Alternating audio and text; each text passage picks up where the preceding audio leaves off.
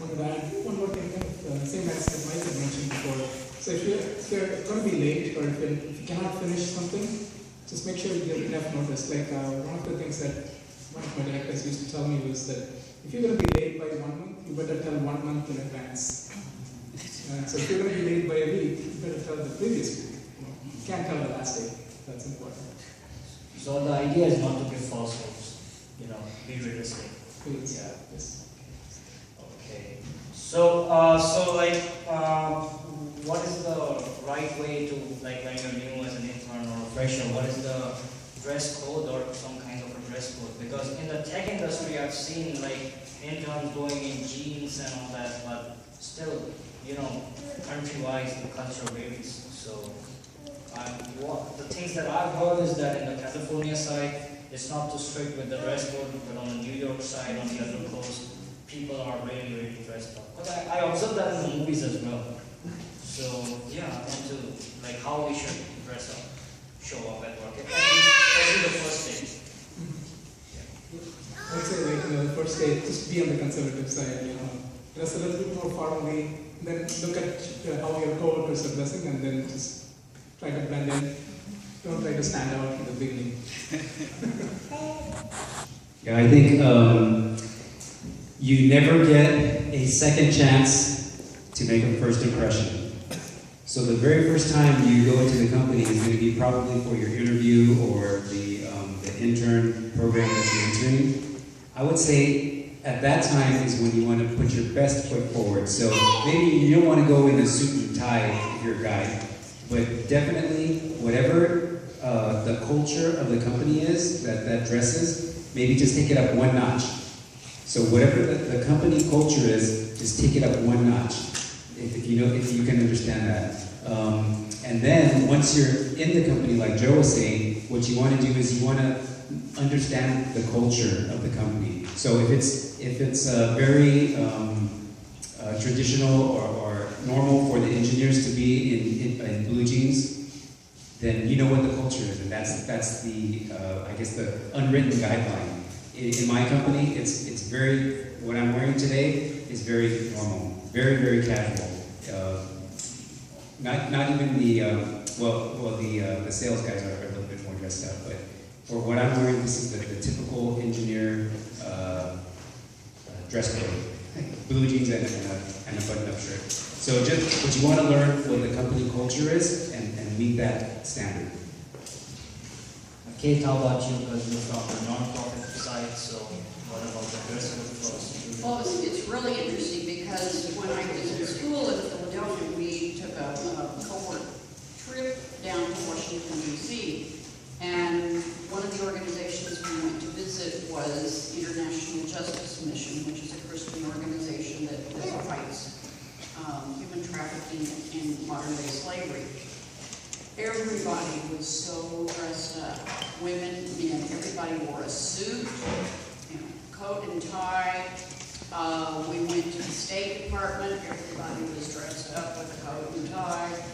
And you're not going to see that in California as much. But again, when you go for an interview, say you go for an interview on a Friday, some companies have what they call casual Fridays, where everybody can wear jeans. Well, if you go for an interview that day, you think, oh, everybody's wearing jeans, and you get the job, and you show up on a Monday morning in jeans, and it's probably not really cool. So, I would just, even for an engineering environment, like Bill said, even if you think you know the company culture, get used to it for a while, because you may have gone on a casual day and take it up a notch. A nice shirt tucked in. Don't let your pants look like they've been wadded up in the corner of the bedroom. If you wear jeans, I know tight jeans for girls are kind of the in thing nowadays. Don't wear tight jeans to work because they just don't. They make you look really trashy. And so just, don't wear, be modest, be conservative, don't wear tight clothes, don't wear, for ladies, don't wear things that are cut really low. And just, like Bill said, get used to the culture first. But yeah, California is definitely more casual. I went to my office up in Roseville on Wednesday, and the first time I went there was for my face-to-face interview in February, and I wore a suit. And most of the gals in the office were in jeans. But I didn't feel uncomfortable because I knew I was there to make a good impression of what professional looked like. But then now that I've been here, I still didn't go in jeans, but I wore, you know, nice pair of pants and a nice shirt. So I was what we would call business casual. That you know, you're not in jeans, but you're not all dressed up. And I think most offices out here, if you wear business casual, you'll be okay. You gentlemen want to add anything to that? No? Okay. All right. So basically the idea is that for the first time, yeah, we should be on the more conservative Yeah, side. don't go in jeans and a t-shirt, Yeah. jeans and a sweatshirt, and tuck your shirt in.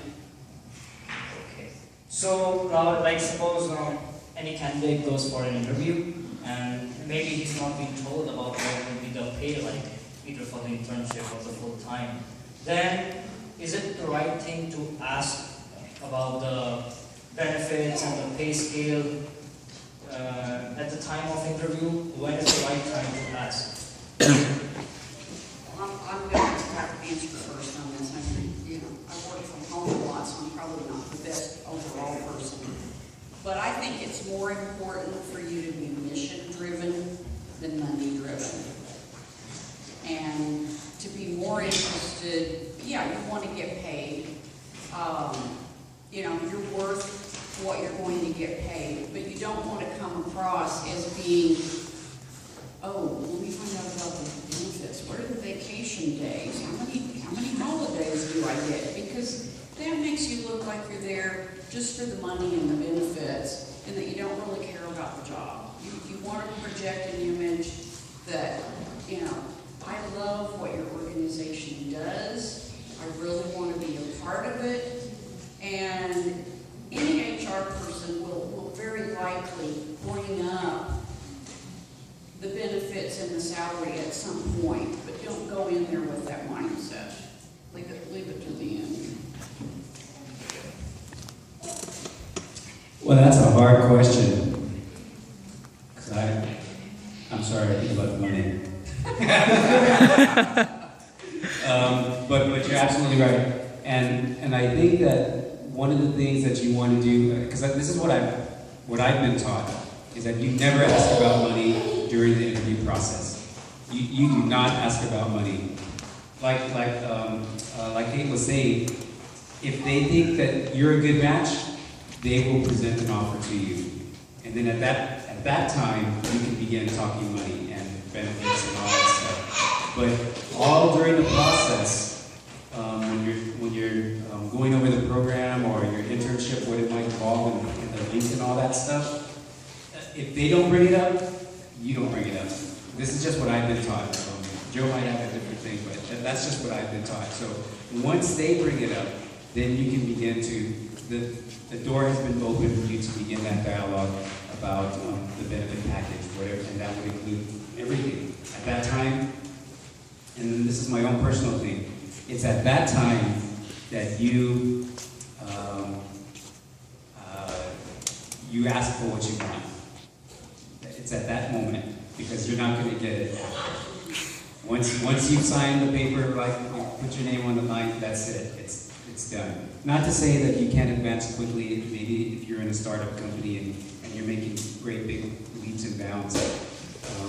But otherwise, once you have agreed to the terms that they've offered, and you've agreed to that, then more or less you're kind of locked into that salary or that time slot of working. So you just be very sure about what you're saying yes to. But again, you don't open the door, let them open the door when it comes to benefits and salary. Just one more comment to that. So when you're interviewing, just I try to identify who that person is. It's usually a hiring manager who's kind of the person you will work for, and there's a recruiter or a human resource person who will make the initial contact and arrange the interviews and all that. And So to the hiring manager, it's probably not a good idea to talk about money because they don't want to talk about it directly, but it's the recruiter who will be talking about it. So just understand that difference so you know who to talk about money at the right time. So Mike, any inputs to that?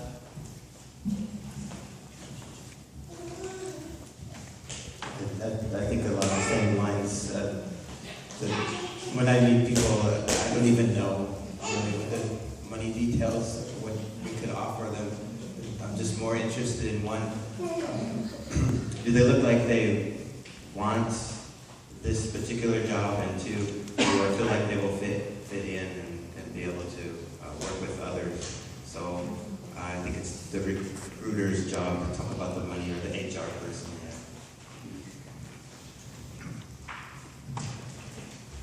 From my personal experience is after I interviewed for a long time, and there was a period of time when I couldn't find work for like 3 years, and I interviewed probably like 32 companies, 32 times.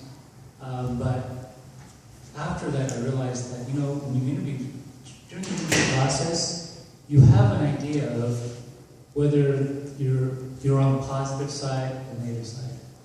When you're on the positive side, you can say things like, no, I don't do that, or I don't have experience with that. But they'll make a way because they're thinking, I want to hire this guy because he's already, you know, he's already like meet our qualifications. You know what your position is at all times. But if you're in a position where you feel like on the other side of that interview, you know, where whatever you say at that time will be like used against you. So it's either like you feel like, you know, how confident do you feel at the time? You can get a feeling from the questions and your dynamics and the way you're talking. So I kind of know. So don't be afraid to say like whether this position requires that you learn 3 kinds of software and you have no experience with any of them. You know, what can you say, right? You can't say, well, I'm a fast learner. Sometimes that works. But if you know at that time that you're on the positive side, you can say like, I don't have experience with that, but I have experience with other things. You know, so I guess my point is that it's a negotiation process, right? And I think I would agree with everyone who said, you know, the hiring manager is definitely not the person to talk to because, you know, it's just too complicated during that meeting to talk about that. But the recruiter, sometimes you can't say to the recruiter, you know, what kind of salary expectations you have for the position. That can be in a phone interview. And then if they have something that is within your ballpark, then, you know, you can proceed, right?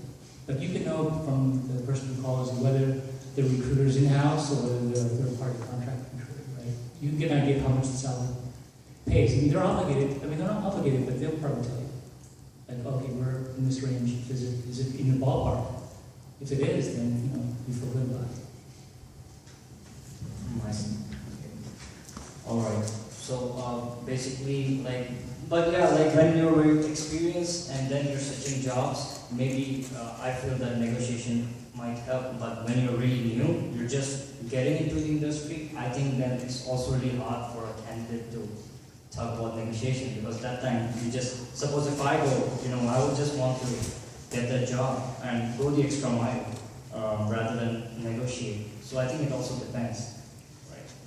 Okay, so like the work life is never really smooth sailing. So there are ups and downs. So I just want to hear about your experience with your great manager or the manager who really, troubled you, or not a great one. So any instance or? I don't know if this exactly answers the question, but it did pop into my mind. It is good to keep in mind, whoever is directly over you, and it may not be a manager, maybe just a lead, someone's a little bit more than a peer, your performance actually reflects on them because they also have to report to someone above them. So it's good to keep in mind that if somebody gets angry with you, it may be more because they realize, I have to go tell my boss that we as a group didn't get this done. So it's really the whole working as a team together for the good of the company. I mean, it sounds sort of cliche, but if you have that attitude, it will go far. I didn't answer your question. I have got an idea, but yeah. Anybody wants to add something. Well, any good experience? Oh, Joe.